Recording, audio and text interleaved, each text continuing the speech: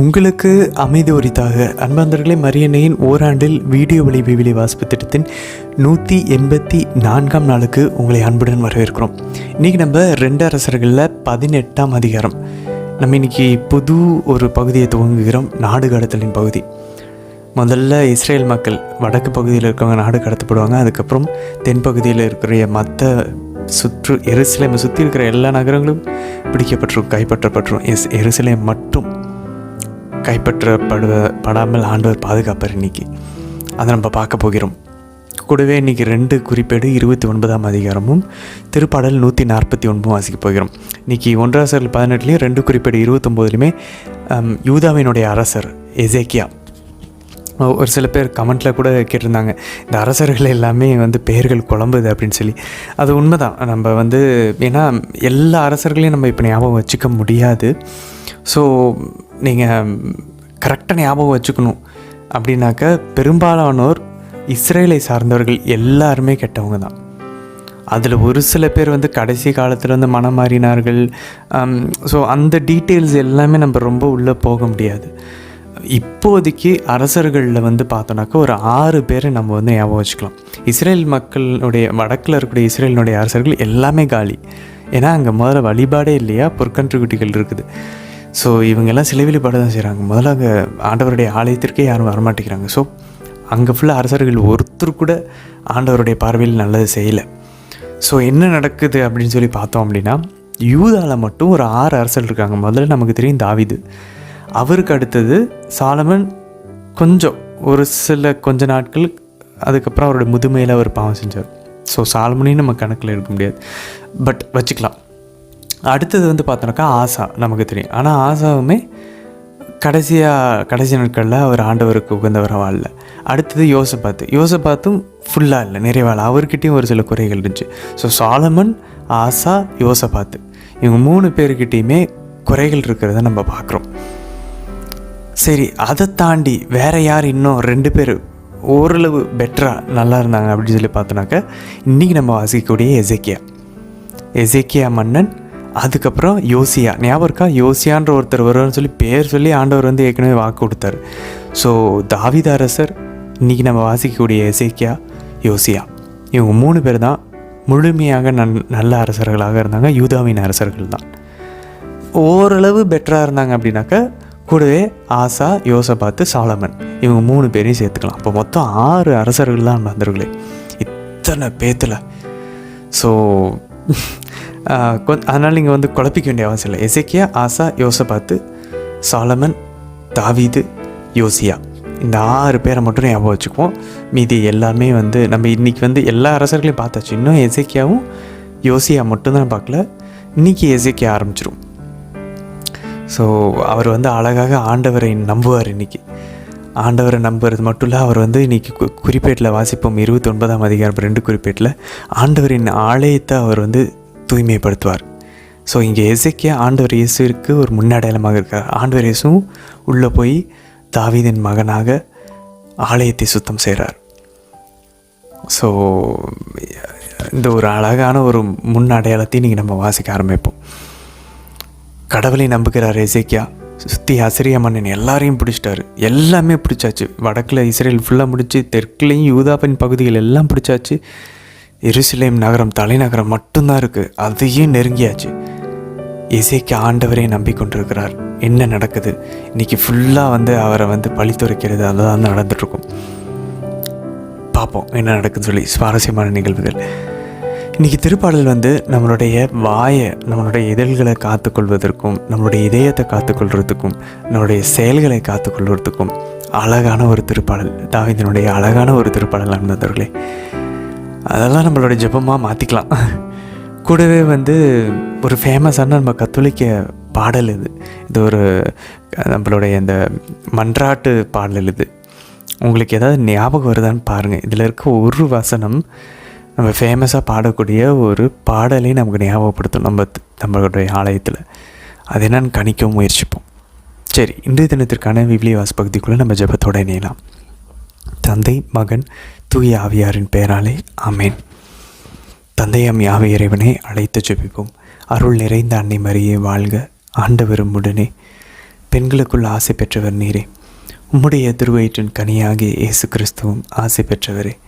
புனித அன்னை மரியே, இறைவனின் தாயே, பாவிகளாயிருக்கிற எங்களுக்காக இப்பொழுதும் எங்கள் இறப்பின் வேலையிலும் வேண்டிக் கொள்ளும் அம்மா.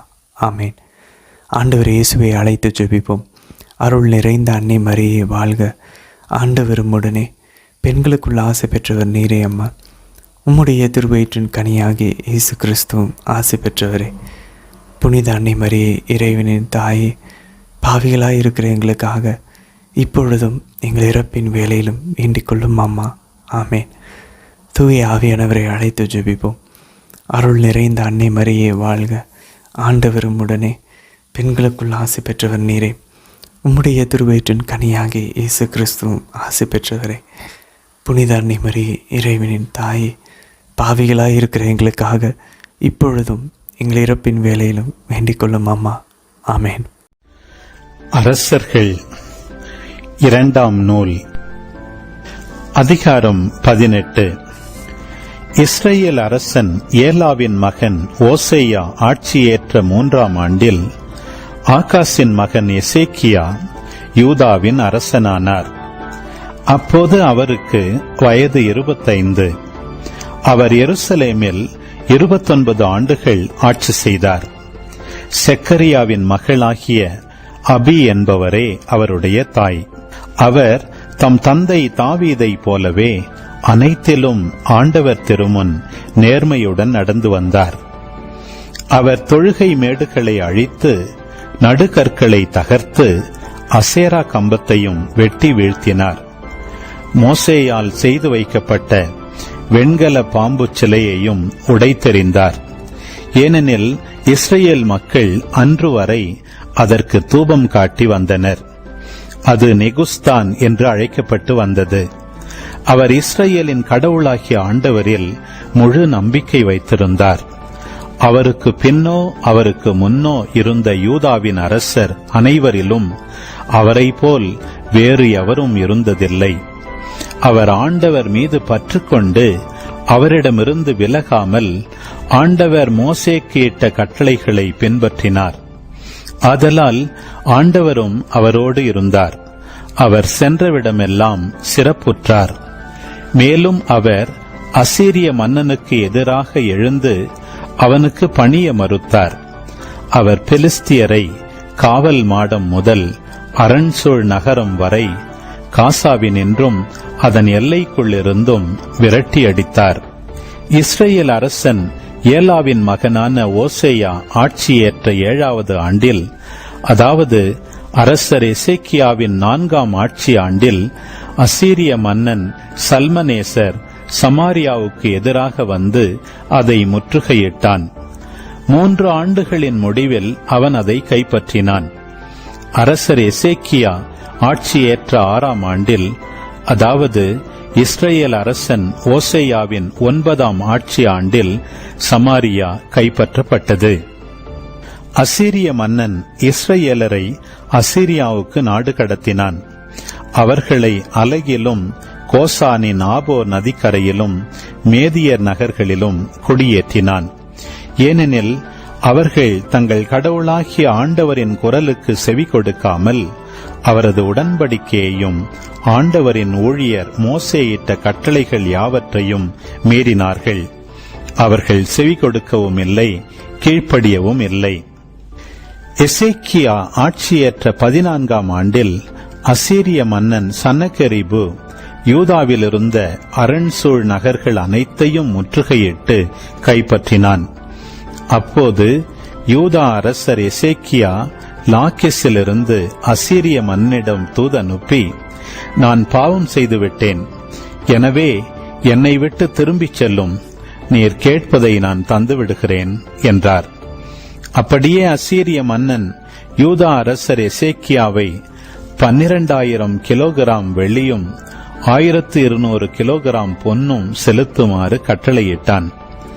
எசேக்கியா ஆண்டவரது இல்லத்திலும் அரசரது அரண்மனை கருவூலங்களிலும் காணப்பட்ட எல்லா வெள்ளியையும் கொடுத்தார்.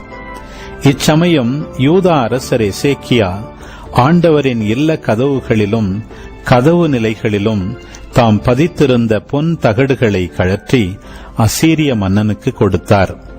ஆயினும் அசீரிய மன்னன் லாக்கிஸிலிருந்து தர்த்தானையும் ரப்சாரிசையும் ரப்சாக்கேயையும் பெரும் படையுடன் எருசலேமுக்கு அரசர் எசேக்கியாவுக்கு எதிராக அனுப்பினான். இவர்கள் புறப்பட்டு எருசலேமை வந்தடைந்து வண்ணான்துறை வழி அருகிலுள்ள மேல் குளத்து கால்வாய் அருகே நின்றனர். அப்பொழுது அவர்கள் அரசரை தங்களிடம் அழைத்தனர். ஆனால் அரண்மனையின் மேலாளனும் இல்கியாவின் மகனுமான எலியாக்கிமும் எழுத்தனான செபுனாவும் அரசருடைய பதிவாளனும் ஆசாபின் மகனுமான யோவாகும் அவர்களை சந்திக்கச் சென்றனர். அப்பொழுது ரப்சாக்கே அவர்களை பார்த்து, நீங்கள் எசேக்கியாவுக்கு கீழ்க்கண்டவாறு கூறுங்கள். பேரரசராகிய அசீரிய மன்னர் கூறுவது இதுவே: உனது துணிச்சலின் காரணம் என்ன? வெறும் சொற்கள் போர் தந்திரமும் வீரமும் ஆகிவிடுமா? யாரை நம்பி என்னை எதிர்க்க துணிகிறாய்? இதோ பார், தன் மீது சாய்பவனின் உள்ளங்கையை குத்தி கிழிக்கும் பிளவுபட்ட நாணல் குச்சியான எகிப்தின் மேல் நம்பிக்கை வைத்திருக்கிறாய். எகிப்திய மன்னனான பார்வோனும் தன்னை நம்புகிற யாவருக்கும் அவ்விதமே செய்வான். நீ ஒருவேளை எங்கள் கடவுளான ஆண்டவரின் மேல் நாங்கள் நம்பிக்கை வைத்திருக்கிறோம் என்று சொல்லலாம். ஆனால் யூதா மக்களையும் எருசலேம் மக்களையும் பார்த்து, நீங்கள் எருசலேமில் இருக்கும் இப்பலிபீடத்தில் மட்டும் வழிபடுங்கள் என்று கட்டளையிட்ட பொழுது எசேக்கியாவாகிய நீ அவருடைய தொழுகை மேடுகளையும் பலிபீடங்களையும் அழிக்கவில்லையா? இப்பொழுது என் தலைவராகிய அசீரிய மன்னன் சார்பாக சவால் விடுக்கிறேன். நான் உனக்கு 2000 குதிரைகளை தருவேன். அவற்றுக்கு தேவையான குதிரை வீரர்களை உன்னால் தர முடியுமா? தேர்களுக்கும் குதிரை வீரர்களுக்கும் எகிப்தை நம்பியிருக்கும் முன்னால் என் தலைவரின் பணியாளருள் கடையனான ஒரு படைத்தலைவனை கூட எதிர்த்து நிற்க முடியுமா? ஆண்டவரின் திருவுளம் அறியாமலா நான் இவ்விடத்தை அழிக்க வந்துள்ளேன்? ஆண்டவர் என்னை பார்த்து, நீ புறப்பட்டுச் சென்று அந்நாட்டை அழித்துவிடு என்று கூறியுள்ளார் என்றான். அப்போது இல்கியாவின் மகன் எலியாக்கிமும் செபுனாவும் யோவாகும் ரப்சாக்கேயை நோக்கி, உன் பணியாளராகிய எங்களோடு சிரியா மொழியிலேயே பேசும், அது எங்களுக்கு புரியும். மதிலின் மேல் இருக்கும் மக்கள் காதில் விழும்படியாக யூத மொழியில் எங்களோடு பேச வேண்டாம் என்றனர். அதற்கு அவன் அவர்களிடம், என் தலைவர் என்னை அனுப்பியது உங்கள் தலைவரிடமும் உங்களிடமும் மட்டுமா? இல்லை, தங்கள் மலத்தை தின்று தங்கள் சிறுநீரை குடித்து உங்களுடன் மடியவிருக்கும் மதிர்ச்சுவர் ஆள்களுக்கும் இது புரியட்டும் என்றான். இதன் பின் ரப்சாக்கே எழுந்து நின்று யூத மொழியில் உரத்த குரலில் பேசலானான். மாவேந்தரான அசீரிய மன்னரின் வார்த்தையை கேளுங்கள். அவர் கூறுவது இதுவே: எசேக்கியா, உங்களை ஏமாற்ற விடாதீர்கள். ஏனெனில் உங்களை என் கையிலிருந்து விடுவிக்க அவனால் முடியாது. அவன், ஆண்டவர் நம்மை விடுவிப்பது உறுதி, இந்நகர் அசீரிய மன்னனின் கையில் ஒப்புவிக்கப்படாது என்று கூறி உங்களை ஆண்டவரிடம் நம்பிக்கை கொள்ளச் செய்வான். எசேக்கியாவின் சொல்லுக்கு செவி கொடாதீர்கள். ஏனெனில் அசீரிய மன்னர் கூறுவது இதுவே: நீங்கள் என்னோடு சமாதானம் செய்து கொண்டு வெளியே என்னிடம் வாருங்கள். நீங்கள் ஒவ்வொருவரும் தம் சொந்த திராட்சை கொடியின் பழத்தை சுவைத்து தம் சொந்த அத்திமரத்தின் பழத்தை தின்று சொந்த கிணற்றின் தண்ணீரை குடிக்கலாம். பின் நான் வந்து உங்கள் நாட்டை போன்ற ஒரு நாட்டுக்கு, தானியமும் திராட்சை கனியும் மிக்க நாட்டுக்கு, அப்பமும் திராட்சை தோட்டமும் மிகுந்த நாட்டுக்கு, ஒலிவ மரங்களும் தேனும் மிகுந்த நாட்டுக்கு உங்களை அழைத்துச் செல்வேன். நீங்கள் சாகாமல் உயிரோடு இருக்க பாருங்கள். ஆண்டவர் நம்மை காப்பார் என்று கூறி உங்களை ஏமாற்றும் எசேக்கியாவுக்கு செவி கொடாதீர்கள். எந்த ஒரு நாட்டின் தெய்வமாவது தன் நாட்டை அசீரிய மன்னரிடமிருந்து மீட்டதுண்டா? ஆமாத்து, அர்பாது நகர்களின் தெய்வங்கள் எங்கே? செபர்வயிம், ஏனா, இவ்வா ஆகியவற்றின் தெய்வங்கள் எங்கே? அவை சமாரியாவை என் கையினின்று விடுவித்தனவா? அத்தனை நாடுகளின் தெய்வங்களில் ஒன்றாவது தன் நாட்டை என் கையினின்று விடுவித்ததுண்டா? அப்படியிருக்க ஆண்டவரால் எவ்வாறு எருசலேமை என் கையினின்று விடுவிக்க முடியும்? ஆனால் மக்கள் மௌனமாயிருந்தனர்.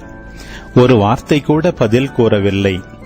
ஏனெனில் அவனுக்கு ஒரு பதிலும் கூற வேண்டாம் என்று அரசர் கட்டளையிட்டிருந்தார். பின்பு அரண்மனையின் மேலாளனும் எல்கியாவின் மகனுமான எலியாக்கிமும் எழுத்தனான செபுனாவும் பதிவாளனும் ஆசாபின் மகனுமான யோவாகும் தம் ஆடைகளை கிழித்துவிட்டு சாக்கு உடை உடுத்திக் கொண்டு எசேக்கியாவிடம் வந்து ரப்சாக்கே கூறியவற்றை அவருக்கு தெரிவித்தனர். குறிப்பேடு 2ஆம் நூல், அதிகாரம் 29. எசேக்கியா அரசரான போது அவருக்கு வயது 25. அவர் எருசலேமில் 29 ஆண்டுகள் ஆட்சி செய்தார். செக்கரியா மகளான அபியா என்பவளே அவர் தாய். அவர் தம் மூதாதையான தாவீதை போல் ஆண்டவரின் பார்வையில் நேரியன செய்தார். அவர் தம் ஆட்சியின் முதல் ஆண்டின் முதல் மாதத்தில் ஆண்டவரின் இல்ல கதவுகளை திறந்து அவற்றை பழுது பார்த்தார். குருக்களையும் லேவியரையும் வரவழைத்து கீழை மண்டபத்தில் ஒன்று கூட்டினார். அவர் அவர்களை நோக்கி, லேவியரே, கேளுங்கள். இப்பொழுது நீங்கள் உங்களையே தூய்மைப்படுத்திக் கொண்டு உங்கள் மூதாதையரின் கடவுளாம் ஆண்டவரின் இல்லத்தை தூய்மைப்படுத்துங்கள். திருத்தலத்தின் எல்லா தீட்டுகளையும் அகற்றுங்கள். ஏனெனில் நம் தந்தையர் துரோகம் செய்து நம் கடவுளாம் ஆண்டவரின் பார்வையில் தீயன செய்தனர். அவரை புறக்கணித்து ஆண்டவரின் திரு உறைவிடத்திலிருந்து தங்கள் முகங்களை திருப்பி முதுகை காட்டினர். அவர்கள் திருத்தலத்தில் இஸ்ரேலின் கடவுளுக்கு தூபமிடாமலும் எரிபலி செலுத்தாமலும் விளக்குகளை அணைத்துவிட்டு மண்டப கதவுகளை பூட்டி வைத்தனர். அதனால் யூதாவின் மீதும் எருசலேமின் மீதும் ஆண்டவர் சினம் கொண்டார். அவர் அவர்களை நடுக்கத்திற்கும் அச்சத்துக்கும் பழிப்பிற்கும் கையளித்தார். இதை நீங்கள் கண்ணார கண்டீர்கள். இதன் பொருட்டே இதோ நம் தந்தையர் வாளால் வெட்டுண்டனர். நம் புதல்வரும் புதல்வியரும் மனைவியரும் நாடு கடத்தப்பட்டனர். இப்பொழுது இஸ்ரேலின் கடவுளாம் ஆண்டவருடன் ஓர் உடன்படிக்கை செய்ய என் மனம் முடிவு செய்துள்ளது. அப்பொழுதுதான் அவரது வெஞ்சினம் நம்மை விட்டு நீங்கும். ஆதலால் என் புதல்வர்களே, நீங்கள் வாளாவிருக்க வேண்டாம். ஏனெனில் நீங்கள் ஆண்டவர் திருமுன் நின்று திருப்பணி புரியவும் வழிபாடு நிறைவேற்றவும் தூபமிடவும் அவர் உங்களை தேர்ந்து கொண்டுள்ளார் என்றார்.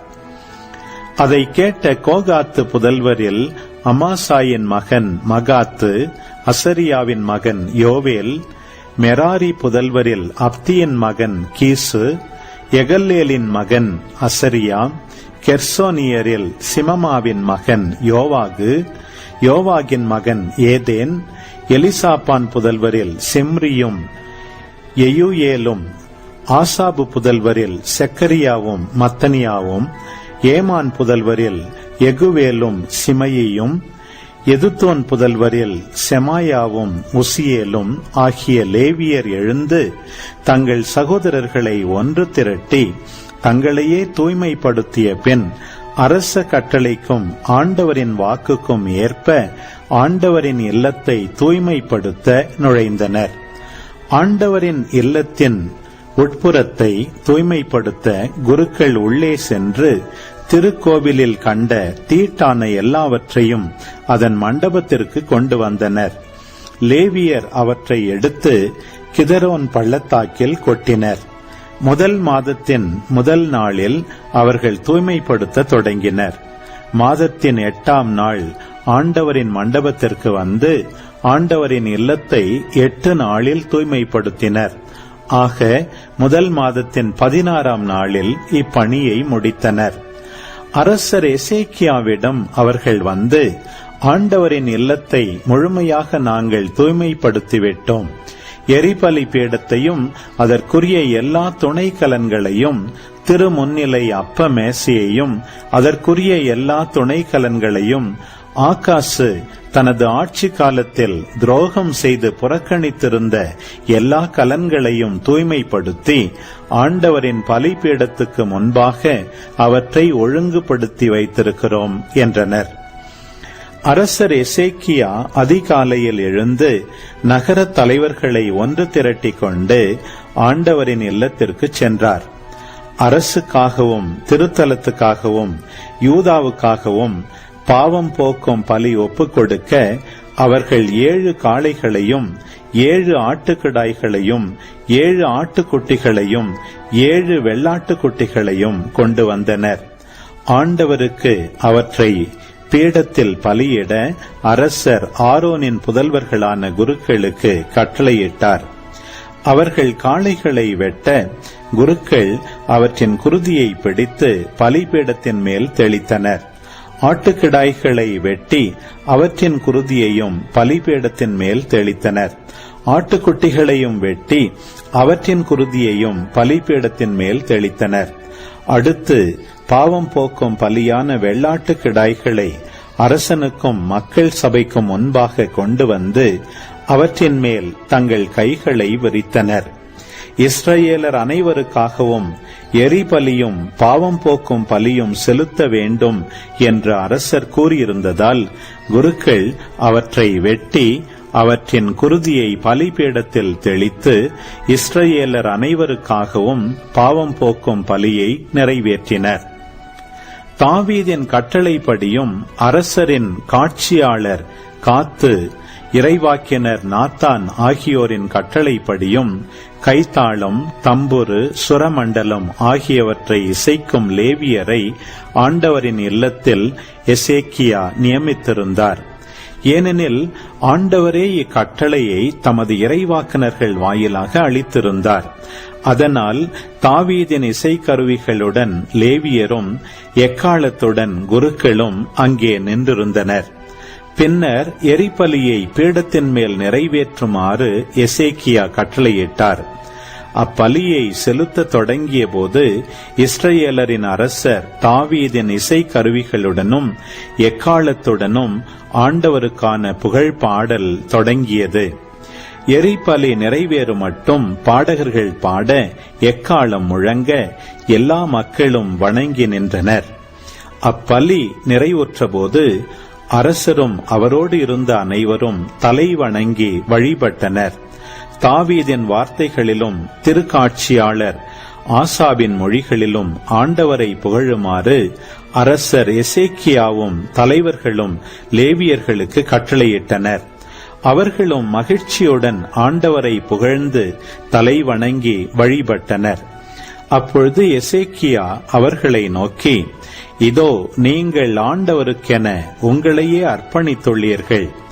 ஆதலால் அணுகி வாருங்கள், ஆண்டவரின் இல்லத்துக்கு பலிகளையும் நன்றி பலிகளையும் கொண்டு வாருங்கள் என்று கூறினார். அப்பொழுது மக்கள் சபையார் பலிகளையும் நன்றி பலிகளையும் கொண்டு வந்தனர். விரும்பியோர் பலர் எரிபலிகளையும் கொண்டு வந்தனர். மக்கள் சபையார் கொண்டு வந்த எரிபலிகளின் மொத்த எண்ணிக்கை 70 காளைகள், 100 ஆட்டுக்கிடாய்கள், 200 ஆட்டுக்குட்டிகள். இவையாவும் ஆண்டவருக்கான எரிபலி. இவற்றுடன் அவர்கள் 600 மாடுகளையும் 3000 ஆடுகளையும் அர்ப்பணித்தனர். குருக்கள் சிலரே இருந்ததால் எரிபலிகளுக்கான எல்லாவற்றையும் தோலுரிக்க அவர்களால் இயலவில்லை. எனவே அவ்வேலையை முடித்து தங்களை தூய்மைப்படுத்தும் வரை அவர்களுக்கு அவர்கள் சகோதரர்களான லேவியர் உதவி செய்தனர். ஏனெனில் குருக்களை விட லேவியர் தம்மை தூய்மையாக்கிக் கொள்வதில் அதிக நேர்மையுடன் நடந்து கொண்டனர். ஏராளமான எரிபலிகளுடன் நல்லுறவு பலிகளின் கொழுப்பும் எரிபலிக்காக நீர்ம படையல்களும் இருந்தன. இவ்வாறு ஆண்டவரின் இல்ல வழிபாடு மறுமலர்ச்சி அடைந்தது. தன் மக்களுக்காக கடவுள் ஆற்றியது குறித்து எசேக்கியாவும் எல்லா மக்களும் மகிழ்ந்தனர். ஏனெனில் இவை யாவும் திருப்பாடல் 141. ஆண்டவரே, நான் உம்மை நோக்கி கதறுகின்றேன், விரைவாய் எனக்கு துணை செய்யும். உம்மை நோக்கி நான் வேண்டுதல் செய்யும் போது என் குரலுக்கு செவி சாய்த்தருளும். தூபம் போல் என் மன்றாட்டு உம் திருமுன் ஏற்றுக்கொள்ளப்படுவதாக.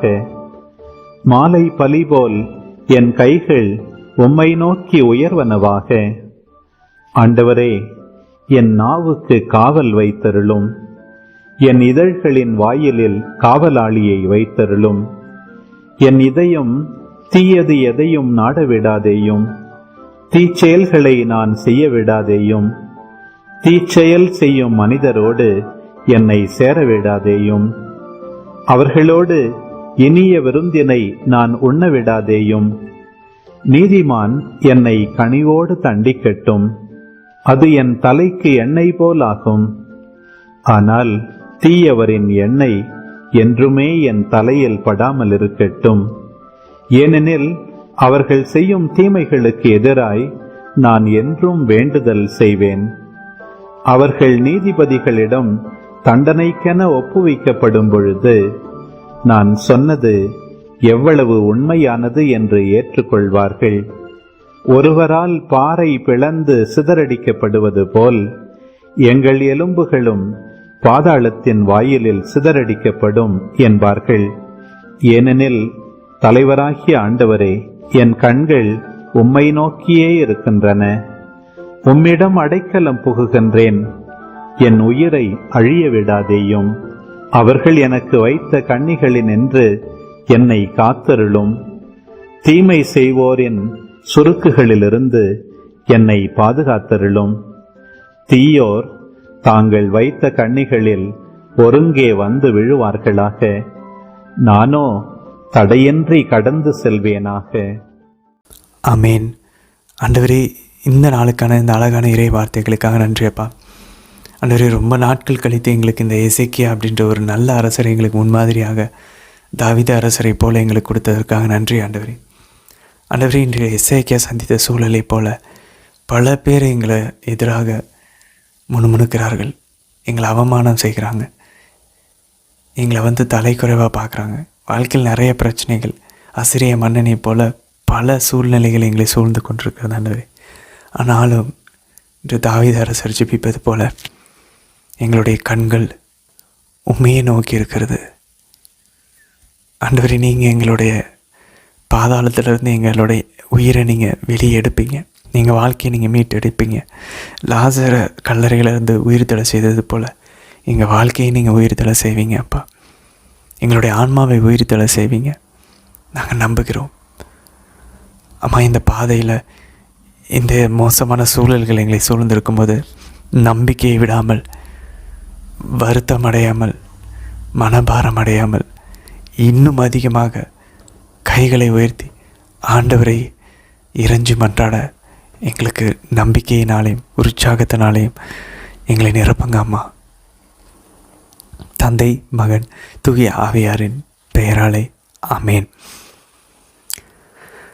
மந்திரிலே, ரொம்ப நாள் கழித்து நல்ல விஷயத்தை கேட்குறோம் பாருங்களேன். காதுக்கே இனிமையாக இருக்குது பாருங்கள். அசிரிய மன்னன் நேற்று நம்ம பார்த்துட்டோம். அவங்க நாடு கடத்தி கூட்டிகிட்டு போயாச்சு இஸ்ரேல். இன்றைக்கி நாடு கடத்தல் யூதாவையும் அது ஊடுருவி பாய்ந்து விட்டது அசிரிய மன்னன்.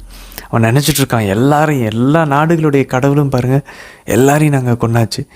இப்போது இந்த இஸ்ரேலுடைய கடவுள் மட்டும் என்னன்னு சொல்லி ஆண்டவர் கையில் ஒப்புவிச்சிட்ருக்காருன்றது அசிரிய மன்னனுக்கு தெரியல. ஆண்டவர் விரும்புகிறதுனால தான் இது நடந்துகிட்ருக்குன்னு. அது பாருங்கள், இந்த ஒரு சூழலில் எருசலேமை மட்டும் பிடிக்க முடியல. ஏன்னா இன்றைக்கி பாருங்கள், 2 அரசர்கள் 18ஆம் அதிகாரம் 5ஆம் வசனம் சொல்லுது, அவர் இஸ்ரேலின் கடவுளாகிய ஆண்டவரில் முழு நம்பிக்கையை வைத்திருந்தார். யார்? எசேக்கியா மன்னன். அவருக்கு பின்னோ அவருக்கு முன்னோ இருந்த யூதாவின் அரசர்கள் அனைவரிலும் அவரை போல வேறு எவரையும் இருந்ததில்லை. எவ்வளோ அழகாக இருக்குது பாருங்கள் நண்பர்களே. அதனால் பாருங்கள், 6ஆம் வசனம் சொல்லுது, அவர் ஆண்டவர் மீது பற்று கொண்டு அவரிடமிருந்து விலகாமல் ஆண்டவரை அவரை மோசே அவருக்கு கொடுத்த எல்லா கட்டளைகளையும் அவர் பின்பற்றினார். இங்கிலீஷில் சொல்லுறது he held fast to God. அவரை பற்றி பிடிச்சு கொண்டார் ஆண்டவரை. அமர்ந்தவர்களே, நம்மளோட பிரச்சனை வரும்போது நம்மளை சுற்றி எத்தனை அசிரியர்களுடைய படைகள் நம்மளை சூழ்ந்து வந்தாலும், பாவமாக இருக்கலாம், சோதனைகளாக இருந்தாலும், ஆண்டவரை பற்றி பிடித்து கொள்ள வேண்டும். அவர் நம்மகிட்ட கேட்குறது அந்த உச்சகட்டமான பரிசுத்தத்தை எதிர்பார்க்குறாரு. அவர் மேலே டோட்டலாக சரண்டர் ஆகிறது. அப்போ என்ன நடக்குது பாருங்கள், 7ஆம் வசனம். ஆண்டவர் எசேக்கியாவோடு இருந்தார். அப்பா, கடைசியாக அது எங்கே தெரியுமா கேட்டோம் பாருங்களே, யோசபாத் அரசனோட ஆண்டவர் இருந்தார்னு கேள்விப்பட்டோம். அதுக்கு முன்னாடி தாவீது, அதுக்கு முன்னாடி சவுல், அவ்வளோதான். வேறு எந்த அரசர்களுடையுமே ஆண்டவர் கூட இருந்ததாக கூறப்படவே இல்லை. அப்போ பாருங்களேன், ஆண்டவர் மேலே நம்பிக்கை வச்சு அவரை பற்றி கொண்டு அவர் கட்டளைகளை கடைபிடிச்சு மோசையிட்ட சட்டங்களை எல்லாம் கடைபிடித்தால் ஆண்டவர் நம்மோடு இருப்பார். அப்போ அவரோடு இருந்தால் என்ன நடக்குது? அசிரிய மன்னனுக்கு எதிராக எதிர்த்து நிற்கிறாரு. அங்கே என்ன நடக்குது? இஸ்ரேலினுடைய மன்னன் போய் அசிரிய மன்னன்ட்டு போய் சரணடைஞ்சிட்டார். அங்கே போயிட்டு கப்பம் கட்டிக்கிட்டு இருந்தார். ஆனால் ஆண்டவரை நம்பியிருக்கவர் எவ்வளவு பிரச்சனை வந்தாலும் எதிர்த்து நிற்கலாம். ஆண்டவர் முன்னாடி முட்டி போட்டால் யார் முன்னாடி வந்து எந்திரிச்சு நிற்கலாம். 18ஆம் வசனம் பாருங்கள். ஆனால் அரண்மனையின் மேலாளனும் இலக்கியாவினுடைய மகனுமான எலியாக்கும், பாருங்களேன், இந்த எலியாக்கும் தான் அரண்மனையினுடைய மேலாளர். ஆங்கிலத்தில் வந்து பேலஸோடைய இன்சார்ஜ் அப்படின்னு சொல்லலாம், ஒரு பிரைம் மினிஸ்டர் மாதிரி வச்சுக்கோங்களேன். நம்ம ஏற்கனவே பார்த்தோம், மறந்துடக்கூடாது, அரண்மனையின் மேலாளர் பதவி தான் புனித பேதுருனுடைய பதவி, விக்கர் ஆஃப் கிரைஸ்ட், திருத்தந்தையினுடைய பதவிக்கு ஒரு அடையாளம். ஸோ யூதாவினுடைய அரசாட்சியில் யூதாவின் அரசர் இருக்கார், அவருக்கு அடுத்து அரசு அன்னை இருக்கிறாங்க, மாதா இருக்காங்க, ஆண்டவர் இயேசு இருக்காங்க. அதுக்கப்புறம் யூதாவினோட அரசாட்சி, தாவீதின் அரசாட்சியில் வேறு யார் இருப்பா? அரண்மனையின் மேலாளர். அவருக்கு கீழே எத்தனை பேர் இருப்பாங்க? 12. அவர் கூட வேலை செய்கிறவங்க 12 காப்பாளர்கள் இருப்பாங்க. ஸோ பாருங்கள், அதே போல் 12 அப்போஸ்தலர்கள், அதில் ஒரு தலைமை மேலாளர், அதுதான் புனித பேதுரு, அவருக்கு மேலே தேவமாதா, அவருக்கு மேலே ஆண்டவர் இயேசு. எவ்வளோ அழகாக இந்த தாவீதின் கட்டமைப்பு இன்றும் கத்தோலிக்க திருச்சபையில் இருக்குது பாருங்களேன். இதுதான் ஆண்டவரின் அரசாட்சி, உமது ஆட்சி வருகன்னு. அதனால தான் நம்ம ஒவ்வொரு நாளும் ஜெபிக்கிறோம். பிரிந்து போன சகோதரர்களுக்கு இதெல்லாம் எப்போ புரிய போகுதுன்னு தெரியல. இந்த பழைய ஏற்பாடு இதெல்லாம் நம்ம கொடுக்குற எக்ஸ்ப்ளனேஷன் இல்லை, விளக்கங்கள் கிடையாது. ஆதி திருச்சபையின் தந்தையர்கள் கிபி 100, 200, 300களில் வாழ்ந்த தந்தையர்கள் இப்படி பார்க்குறாங்க. பைபிளில் தாவீதின் கட்டமைப்பும் ஆண்டவர் இயேசு ஏற்படுத்தின கட்டமைப்புக்குள்ளே இருக்கக்கூடிய ஒற்றுமையை பார்க்குறாங்க அவங்க. ஸோ இதெல்லாம் புரியாமல் நம்ம பார்த்தோன்னா நம்ம திருச்சபையில் என்ன பண்ணுறோன்றதே புரியாது. நம்ம சிலை வழிபாடு பண்ணுறோம் தான் நம்மளை சொல்லுவாங்க.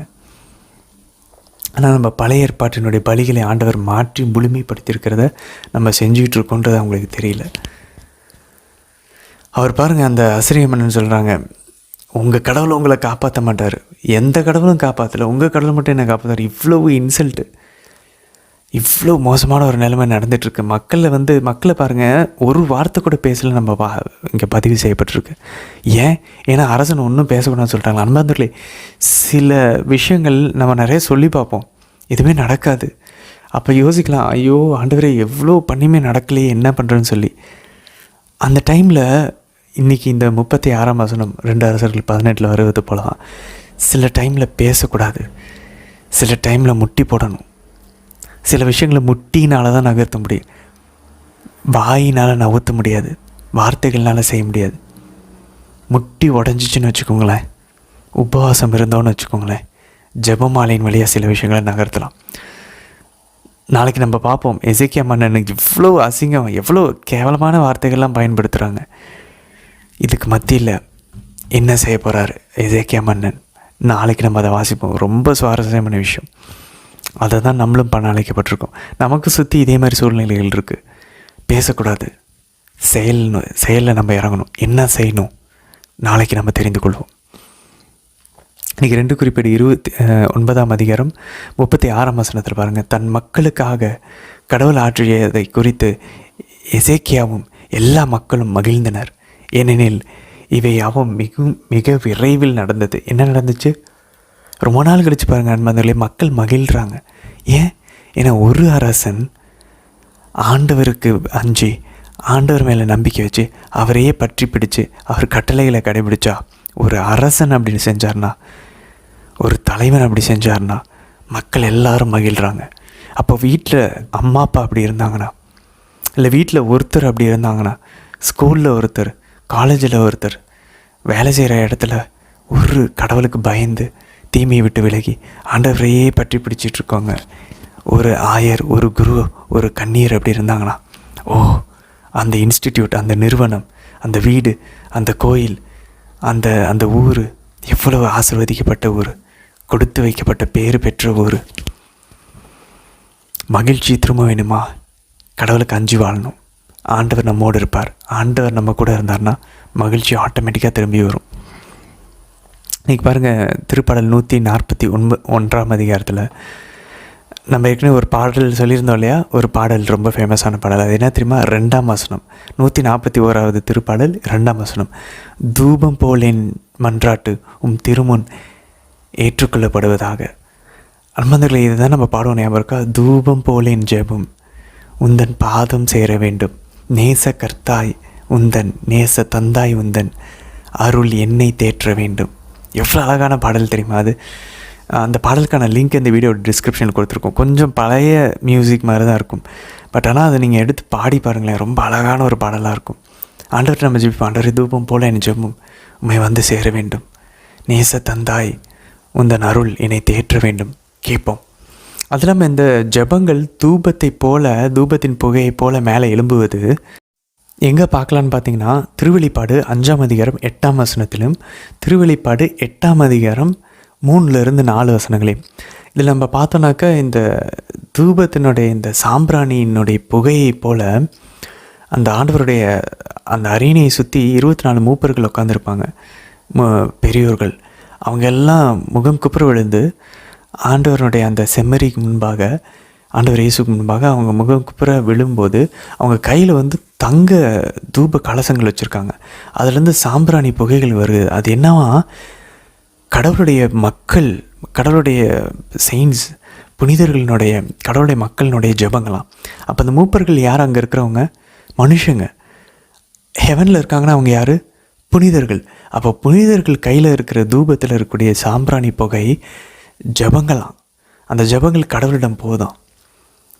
யார் சொன்னால் பிரிந்து போன சகோதரர்கள் நம்மக்கிட்ட வந்து புனிதர்கள்லாம் செத்துட்டாங்க, நம்மளுடைய ஜெபம் கேட்கப்படாதுன்னு புனிதர்கள் மேலே இருக்காங்க. திருவெளிப்பாடு 5ஆம் அதிகாரம் 8ஆம் வசனம், 8ஆம் அதிகாரம் 3-4 வசனங்கள் படிக்க சொல்லுங்கள். புனிதர்கள் மட்டும் இல்லை, வானதூதர்கள். அதனால தான் புனித மிக்கேல், புனித கப்ரியேல், புனித ரஃபேல் கிட்ட, வானதூதர்கள்கிட்ட நம்ம ஏன் ஜெபிக்கிறோம்? ஏன்னா வானதூதர்கள் கையிலையும் இருக்கக்கூடிய அந்த சாம்பிராணி புகைகள் கடவுளின் மக்களுடைய ஜெபங்கள். அது கடவுள் முன்னாடி அவங்க நின்றுட்டுருக்காங்களாம். அந்த புகைகள் எல்லாம், ஜெபங்கள் எல்லாம் ஆண்டவர் திருமுன் போகிறதாம். அப்போ பாருங்களேன், நம்மளுடைய காவல் தூதர் நம்மளுடைய ஜெபத்தை எடுத்துகிட்டு போகிறாரு. நம்மளுடைய ஜெபத்தை எடுத்துகிட்டு போய் புனிதர்கள்கிட்ட நம்ம கொடுத்தோன்னா புனிதர்கள் ஆண்டவர்கிட்ட கொடுக்குறாங்க, வான தூதர்களுக்கு கொடுக்குறாங்க. பாருங்கள் நண்பர்களே, அதனால தான் பாருங்களேன், இதை வந்து புனித யோவான் வந்து காட்சியில் பார்க்குறாரு. இங்கே தாவீது அரசர் அதை ஆவியில் உணர்றாரு பாருங்கள். அவரோட ஜெபம் எவ்வளோ இன்ஸ்பயர்டாக இருக்குது பாருங்கள். ஆண்டவரோட நெருக்கமாக இருக்கிற தாவீது, தூபம் போல் என்னோடய ஜெபம் உங்கள் முன்னாடி அது எழும்பட்டும் அப்படின்றாரு. அங்கே ஆக்சுவலாக தான் நடந்துக்கிட்டு இருக்கு விண்ணகத்தில். எப்படி ஆவியில் அவரால் அதெல்லாம் உணர முடியுது பாருங்களேன் அவரால். அதுக்கப்புறம் பாருங்கள், மாலை பலி போல் என் கைகளை உம்மை நோக்கி உயர்வனாக. இதுதான் புனித பவுல் 1 தீமோத்தேயு 2ஆம் அதிகாரம் 8ஆம் வசனம் சொல்கிறார். எல்லா ஆண்களும் எல்லா இடங்களிலும் கைகளை உயர்த்தி ஜெபிக்க வேண்டும் என்று நான் விரும்புகிறேன் அப்படின்றார். மாதா வந்து ஆப்பிரிக்காவில் கிபேவோவில் மாதா காட்சி கொடுத்துருக்காங்க. திருச்சபை அங்கீகரித்த காட்சி 1900களில் 1980 90 நடந்த காட்சிகள் தான், இப்போ ரீசெண்டாக தான். அதில் மாதா வந்து அங்கேருந்த ஒரு குருவனர்கிட்ட முட்டி போட்டு கைகளை விரித்து, கையை உயர்த்தி சிலுவையில் அரைஞ்ச மாதிரி 2 கையும் தூக்கி பிடிச்சி விரித்து பிடிச்சி 153 மணி ஜெபமாலை ஜெபிக்க சொல்கிறாங்க, பாவத்துக்கு பரிகாரமாக ஒரு குருவானவருக்கு. அதே போல் பாருங்கள், நம்ம பார்க்குறோம் டிசம்பர் 8ஆம் தேதி நம்ம இறை அருளி நேரம் அனுசரிக்கிறோம் இல்லையா? 12 மணிலேருந்து 1 மணி மதியானம். அது வந்து மாதா பெரினா அப்படின்ற ஒரு சகோதரியிடம் இட்டாலியில் காட்சி கொடுத்து சொன்னாங்க. ரகசிய ரோஜாவாக மாதா காட்சி கொடுத்தாங்க. அந்த காட்சியிலையும் மாதா என்ன சொன்னாங்க? திருப்பாடல் 51 3 முறை முட்டி போட்டு சிலுவையில் அரைஞ்ச மாதிரி கைகளை விரித்து பிடிச்சி சொல்ல சொல்கிறாங்க. ஏன் மாதா இப்படி இந்த கைகளை விரித்து சொல்ல சொல்கிறாங்க? தாவீது அதை தான் சொல்கிறாரு, உம்மை நோக்கி மாலை பலியை போல். அப்போ என் கைகளை உயர்த்துறது மாலையில் பலி செலுத்துறதுக்கு நிகராகுது. கைகளை உயர்த்தி நம்ம ஜெபமாலை ஜெபிக்கும்போது கை வலிக்கும், பட் பாவத்துக்கு பரிகாரமாக ஒப்பு கொடுப்போம். ஏன் இதெல்லாம் பண்ண சொல்கிறாங்க மாதா? ஏன்னா மாதா அப்படி தான் ஜெபிச்சாங்களாம்.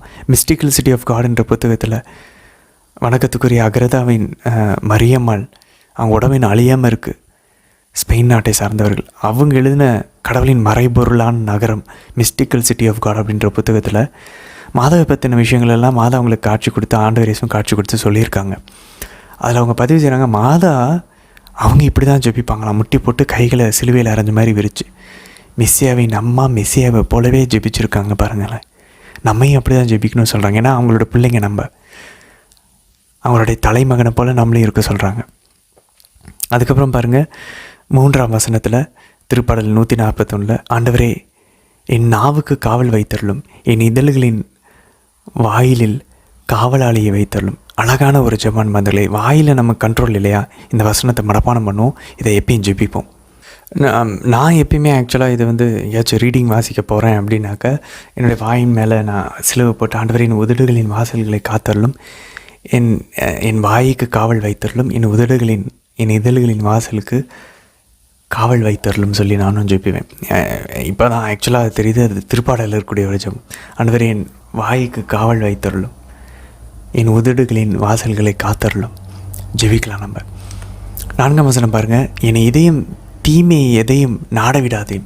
எவ்வளோ சேஃபான ஒரு ஜெபம் பாருங்களேன் அன்பார்ந்தவர்களே. என் இதயம் நாடுது, எனக்கு தெரியுது, அதை நாட நீங்கள் விடாதீங்க ஆண்டவரே. அட்லீஸ்ட் நான் உங்கள்கிட்ட ஜெபிக்கிறேன், please give me the grace, எனக்கு அந்த அருளை கொடுங்கன்னு சொல்லி கேட்கலாம். தீச்செயல்களை நான் செய்ய விடாதேயும்.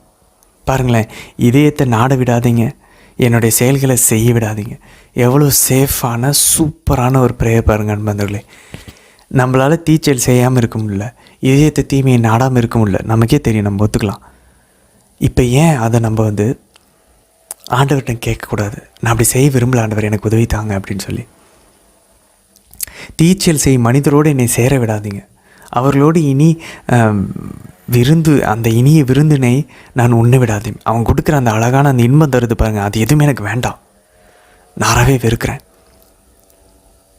அதான் புனித இன்னாசியார் சொல்லுவார், இந்த குருக்கள் கன்னியர்களுக்கிட்டலாம் அவருடைய சபையில் இயேசு சபையில் சேரவங்களை பார்த்து, நீங்களாம் கடவுள்னால தேர்ந்தெடுக்கப்பட்டவங்க, ஆனால் ஆண்டவர் உங்களை உலகத்திலிருந்து தேர்ந்தெடுத்து இந்த உலகத்தின் அலக்களிக்கக்கூடிய ஆசைகளினுடைய அந்த காற்றிலிருந்து உங்களை கடவுள் காப்பாற்றிருக்கான்றார்.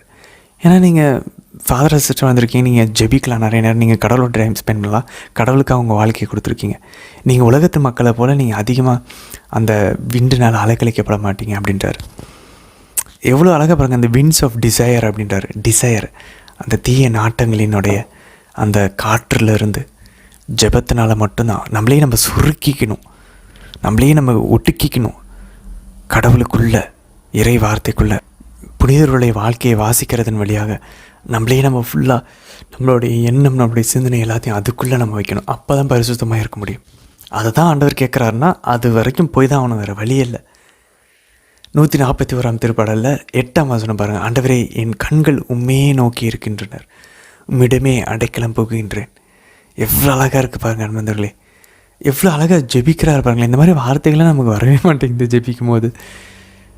ஆண்டவர்கிட்ட கேட்ப, ஆண்டவரே என்னோடய இதயம் தீயதை நாட விடாதீங்கப்பா, என்னுடைய தீச்செயல்களை செய்ய விடாதீங்க, தீயவர்களோடு என்னை சேர விடாதீங்க, என் உதடுகளின் வாசல்களை காத்தருளும், என் வாய்க்கு காவல் வைத்தருளும், என் வாயினாலேயோ என் கண்களை தீமை எதையும் பார்க்காமல் என் கண்களை திருப்பிவிடும்.